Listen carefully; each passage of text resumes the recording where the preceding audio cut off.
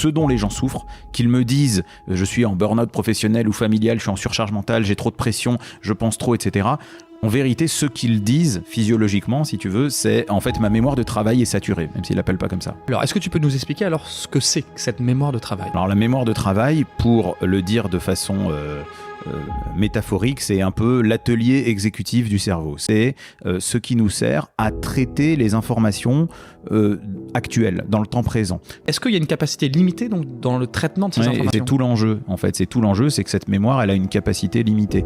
Ou alors, enfin voilà, plus analogique, imaginons une boîte dans laquelle on met des objets ou dans laquelle on met, dans le bouquin on dit des briques de Lego. Vous mettez des briques de Lego, vous en mettez, puis au début on vous amène d'autres briques, vous arrivez à les ranger un peu comme un Tetris, et puis petit à petit il y en a beaucoup, il y en a plus, puis de plus en plus, puis ça arrive tellement vite qu'à la fin on les met un peu n'importe comment, on les tasse, et puis à un moment donné ça rentre plus, sauf que ça rentre pas, elle est déjà pleine, et donc on n'y arrive pas.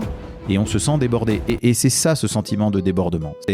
C'est une tâche que je devrais savoir régler normalement, et j'y arrive pas. On peut déjà comprendre, on y reviendra, je pense, mais que ça a des conséquences sur l'estime de soi.